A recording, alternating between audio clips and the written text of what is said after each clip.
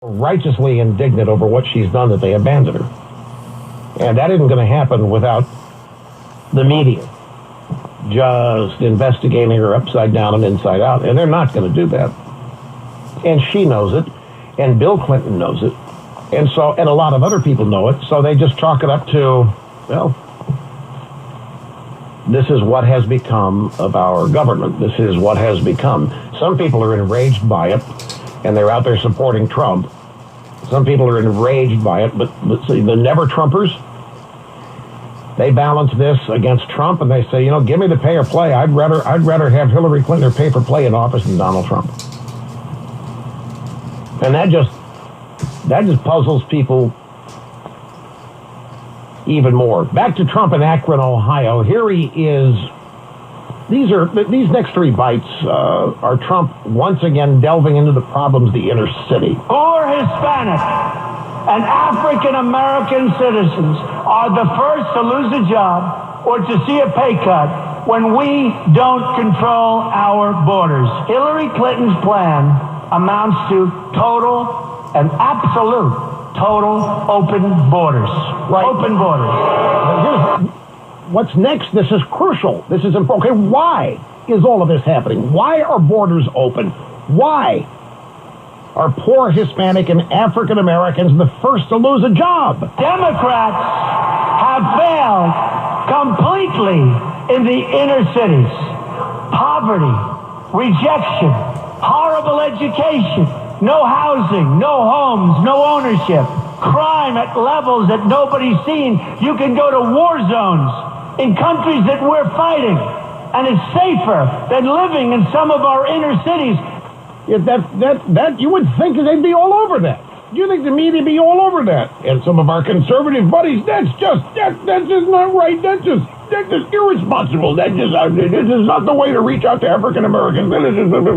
But the next bite that here we have, this is the part of the speech that the drive-bys are focusing on. It is a disaster, the way African Americans are living in many cases. I'll bring jobs back. We'll bring spirit back. We'll get rid of the crime. You'll be able to walk down the street without getting shot. Right now, you walk down the street, you get shot. So the drive-bys are all over that, of course. Pretty much describes inner city Chicago. But the drive-bys are all over it. It's kind of like what I was discussing about yesterday when Trump was making his appeal to African Americans, and I thought it made sense, and I find out many of my conservative buddies think it was over-the-top insensitive and counterproductive, and I thought, wow, either I'm losing touch and I'm way out of touch, or they are. And Trump's doubling down on it today. See, I am of the impression that if this kind of stuff kept up, it would be effective. And again, look, folks, one of the primary reasons that Trump says this and thinks this is he hears it said by people like Al Sharpton and Jesse Jackson. Take your point. I don't care what African-American leader, civil rights leader you hear talk, they always portray life in America for African Americans as what? Well, we're not in Candyland, I'll tell you. It's not Dreamland. I mean, the cops are trying to shoot him. Cops are trying to put him in jail. You name it. Now, even if that's true, which to many extents it's not, but even if it's true, why doesn't it matter who's been running the show? Who's been promising them to fix all of this? Who's been promising them home ownership? Who has been promising them to end the discrimination? Who's been promising them to end the racism? I mean, what was the election of Obama really all about? If not ending all of that and turning it around and making it all better, and it isn't all better, and people are angrier now than they've been in 8 years. And in my mind, you can lay that at the feet of the Democrat Party. They're the ones making the promises to fix all this stuff. Well, the Republicans do too, but they're impugned. When the Republicans talk about improving life for people, they're laughed at, mocked, criticized, called names, and so forth. Democrats, they get away with making the promises, but they never have to deliver. The Democrats never, ever have to deliver. In fact, they don't deliver. So we're not supposed to examine that. We're not supposed to examine the failure. We're not supposed to examine the results of their efforts. No. We are only to look at their big hearts. We are only to be impressed by their great intentions.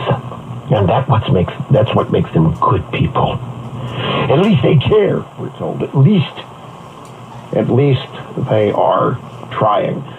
Now, the drive-bys, one more bite before the break, they are all in a faux outrage over the contents of Trump's remarks that you just heard. They are spitting angry. Most African Americans walking down the street in their neighborhoods are not worrying about getting shot. Made it sound like no street in America was safe for an African American or a Latino or Hispanic person. Facing fire of his own now for some comments on African American voters.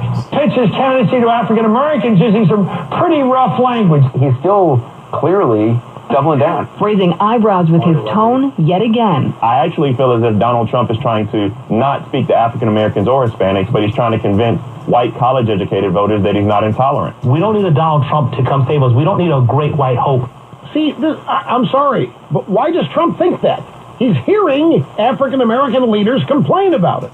Well, by the way, all you have to do is consult the news in Chicago every day, and it is happening.